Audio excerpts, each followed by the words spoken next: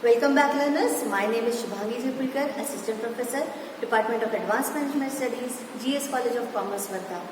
In this session, I am going to talk about the factors affecting manpower planning and various approaches to do manpower planning. Before that, let's get back to definition once again. Friends, manpower planning is a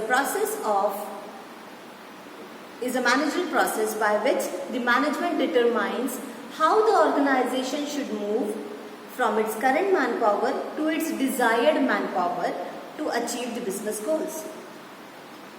It is always better to have some forecasting or imperfect forecasting than having none. So, what are the factors that affect manpower planning? Let's see. There is a paradox of employment. At present, there are a number of unemployed but educated people and the number is increasing.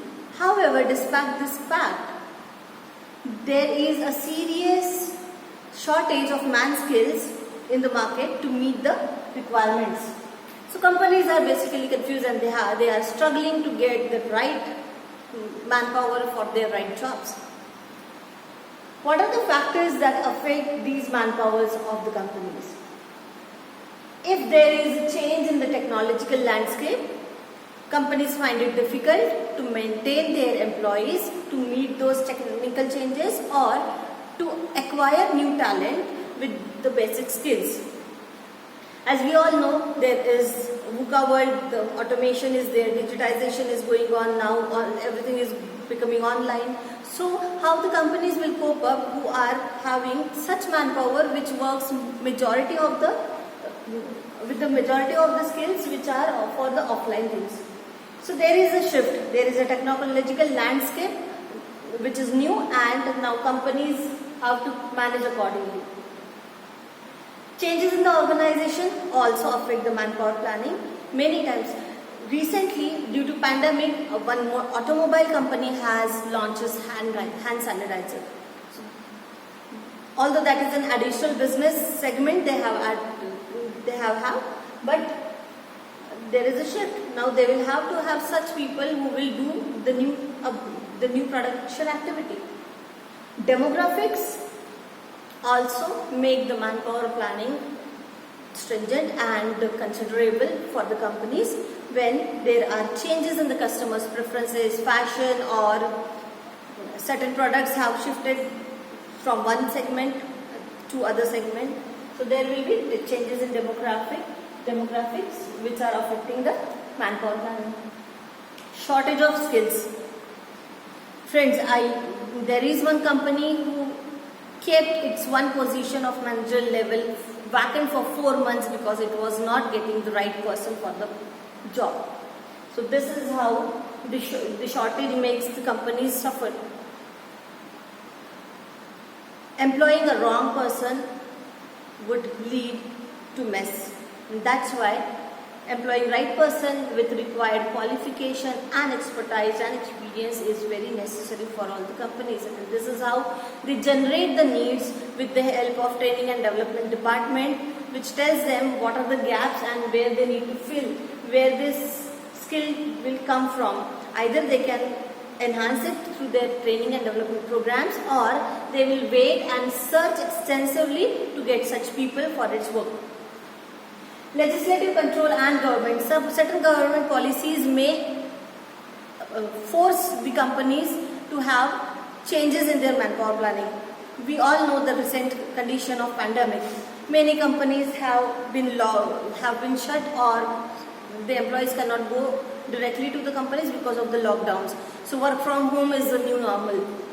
And although that is saving some time and infrastructural expenses to the company, there are changes on the side of employees also, because they are stretching their working hours and so on. So these changes will create new conflicts. Although these are manageable, people are available, but the change in their working pattern is again going to affect somewhere. Lead time of employees.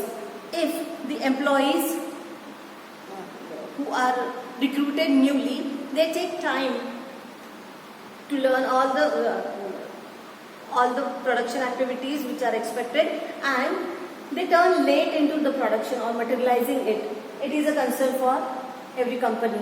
So if they are not prepared or they require 2 months period for their training and get prepared to do a particular job, for these 2 months the company's expected production should not be hampered, and so they will have to create backup, or they will be ready to face these consequences or the slow motion of the productivity.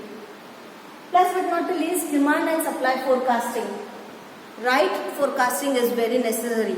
Friends, there is no perfect forecasting as such, but the companies try to be as close as possible to fill this gap between the demand and supply of the manpower. The required number of manpower has to be employed. Often the companies keep also backup for the employees. Like if there is a team of 10 members and 2 members are not available anytime, or there are seasonal holidays wherein the number of people are going on holiday, taking leaves is more. So in that period the company has to maintain some backups. There are some companies who work offshore and they have online transactions, and sometimes the departments they are coordinating with are situated in other countries. Imagine that there is Manila and it is facing a cyclone where their offices are shut down. So who will do that office work on their behalf? So that also comes in manpower planning, wherein they have to create some backups and be ready to keep the things functional. These are the factors affecting manpower planning.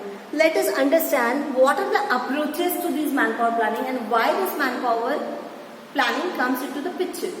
Friends, even if the company is going very smoothly with its production activities, there will be some point of time where its employees will get retired. Fine. So there is a status quo approach, we say,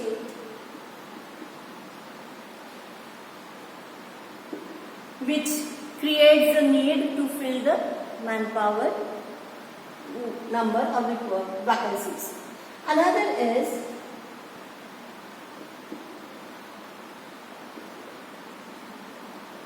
Delphi method, where it says that the expert advice is taken, and through interviews or surveys they just calculate how much manpower will be needed. So all these are quantitative techniques and quantitative approaches towards manpower planning, why it will required. There is also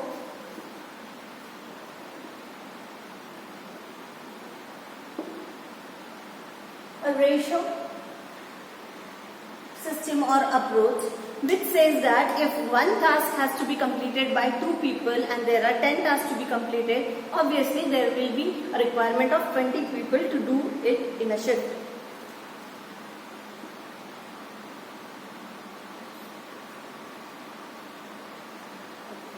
So friends, these are some of the approaches towards manpower planning.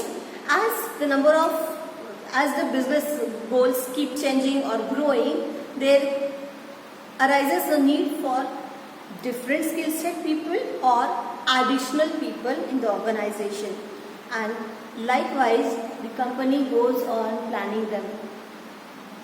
Manpower planning can be done for long term, short term or medium term basis. It can also be done on macro level and micro level. Whenever the need arises, it has to be fulfilled. So this is for the lecture.